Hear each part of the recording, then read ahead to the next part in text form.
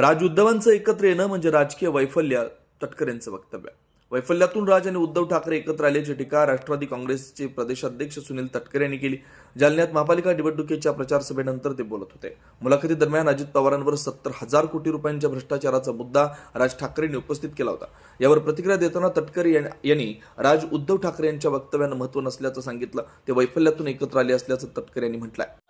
काल ठाकरे बंधूची एक मुलाखत झाली, त्यामध्ये राज ठाकरे असं म्हणाले की अजित पवारांविरोधातील बैलगाडीवर पुरा होते, आता का देत नाहीत राज ठाकरे. राज ठाकरे आता वैफल्यातून त्या ठिकाणी ते एकत्र झालेले आहेत. पण ते काय बोलतात त्याला मला फारसं महत्त्व देण्याची गरज वाटत नाही. याचं कारण अजितदादा 8 वेळा विधानसभेवरती लाखाच्या मताच्या फरकाने आले.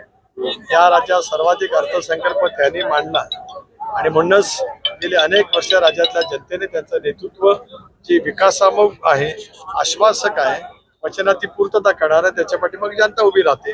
अशा वेळेला नैराश्यातून वैफल्यातून अशी वक्तव्य विरोधकांची येतात. जालन्यामध्ये पहिल्यांदा राष्ट्रवादी स्वबळावर निवडणूक फोडण्यासाठी 2,000 कोटी रुपये कुठून आणले असा सवाल राज ठाकरेंनी विचारला. राज ठाकरेंना आता नगरसेवक किती निवडून आणताय ते बघूया आणि मग मला पुढील राजकारण नंतर बघू. साहेब, राज्यभर फिरताय, कसं वातावरण वाटतंय? राष्ट्रवादीला किती महानगरपालिका राज्यभर महानगरपालिकेच्या निवडणुकीमध्ये राष्ट्रवादीला खूप अनुकूल वातावरण आहे. शेवटी मतदार आपली भूमिका चोखपणाने बजावतील असं मला विश्वास आहे. ठाकरे बंधू राजकारणातले धुरंधर आहे असं संजय राऊतांनी म्हटलं. संजय राऊतांना ते म्हणणं क्रमप्राप्तच आहे. या ठाकरे परिवाराच्यामुळे त्यांना ताकद आणि शक्ती मिळाली.